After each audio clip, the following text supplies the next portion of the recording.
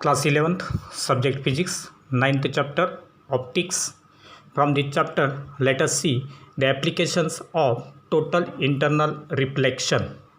The very first application is optical fiber. So, the optical fiber communication is used for the telecommunication purpose by the way of electromagnetic waves.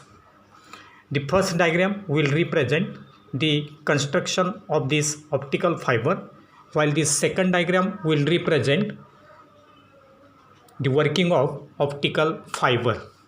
So let us see the construction of the optical fiber. An optical fiber consists of an extremely thin, transparent, flexible core surrounded by the optically rarer flexible cover called as cladding. This system is coated by a buffer and a jacket for its protection. The entire thickness of the fiber is less than half a millimeter. Number of such fibers may be packed together in an outer cover. So, if you consider the construction of this optical fiber, at its center there will be a flexible transparent core having very high refractive index. Then around this core there will be a flexible cladding with low refractive index as compared with this core. Then this total system will be surrounded by a buffer and a jacket construction around it, so that this system will be protected with the help of that outer cover. Then the thickness of this is shown nearly equal to 1 millimeter. That is, optical fiber will be having its thickness nearly equal to 1 millimeter and its length will be several kilometer. So it will be very large in length. Now let us consider the working of this optical fiber. So at the center there will be core which will act as denser medium as compared with this cladding which will acting as the rarer medium, because the refractive index of this material of the core is large as compared with the material of the cladding. Now if you consider the working of this, then an optical signal or ray entering the core suffers multiple total internal reflections and emerges after several kilometers with extremely low loss, traveling with the highest speed in that material. That is, a signal, that is the optical signal or a ray, is allowed to incident on this core. As core is denser, therefore there will be change in direction of that ray of that signal, and therefore this signal will incident on this boundary between the core and the cladding.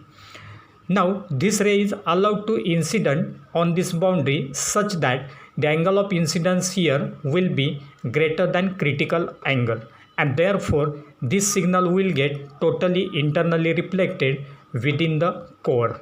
Again, when it incidents at this point, again it will incident here such that angle of incidence is greater than critical angle, and therefore again it will totally internally reflected. So like this, the multiple reflections will take place throughout the length of this optical fiber, and that signal will be passed from one end of the optical fiber to the other end. So here multiple reflections, that is total internal reflections, are shown, and this is the optical signal which we have to pass through that optical fiber. Now let us see some of the advantages of this optical fiber. So broad bandwidth, that is frequency range for TV signals.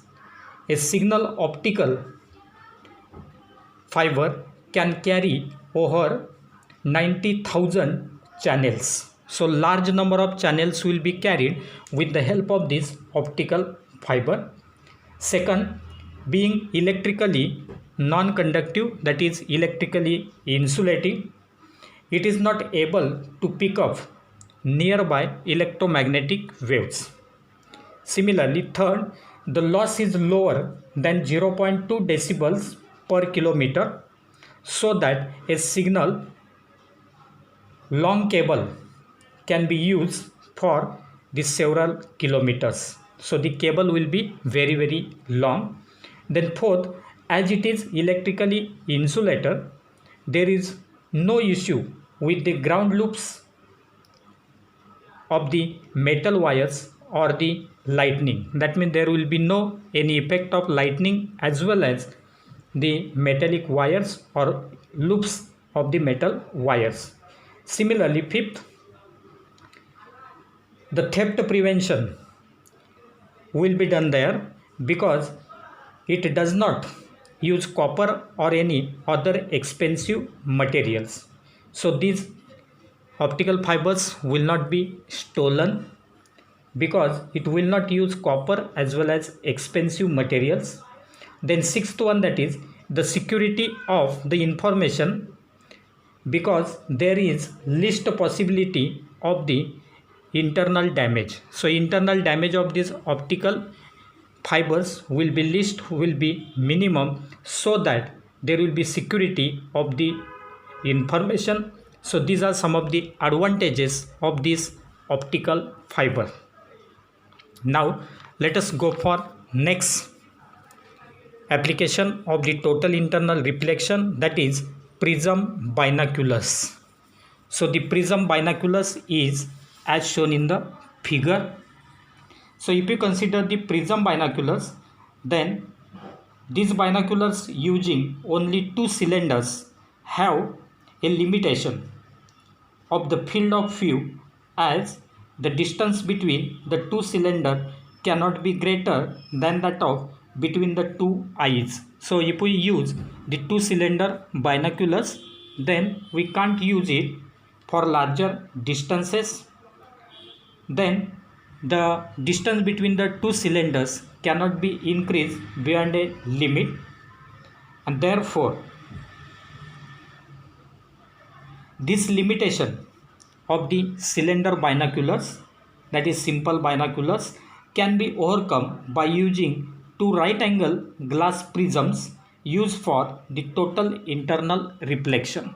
So if you consider the prism binoculars, then it will use 1 2 3 4 right angled isosceles prisms. Now here there will be wider range of the images, that is the object which we have to view will be separated by large distance. At that time the rays of light coming from it, so this is the ray which is incident on this first prism, it will get totally internally reflected, so that it will be allowed to fall on this second prism, and this second prism will also produce the total internal reflection, and therefore this ray will be directed here. Similarly, the ray coming here will be allowed to fall on this fourth prism. Again there will be total internal reflection, so that this ray of light will be now allowed to incident on this third prism. Again it will produce the total internal reflection, and it will be directed in the downward direction. So in this way, here there will be the distance between these two rays which are emerging through these pairs of the prism, that will be equal to average distance between the human eyes. So that we can observe these objects which are largely separated with the help of these prism binoculars. Now the third application will be here, and that is periscope. So the third application of total internal reflection is periscope. So if you consider this periscope, then it is used to see the objects on the surface of water from inside water. So from inside water, the objects which are on the surface of the water will be viewed with the help of this periscope. The rays of light should be reflected twice through the right angle isosceles prism. Then the reflections which are taking place in this periscope are similar to that of the binoculars, and the total internal reflections occur inside the isosceles right angled prisms.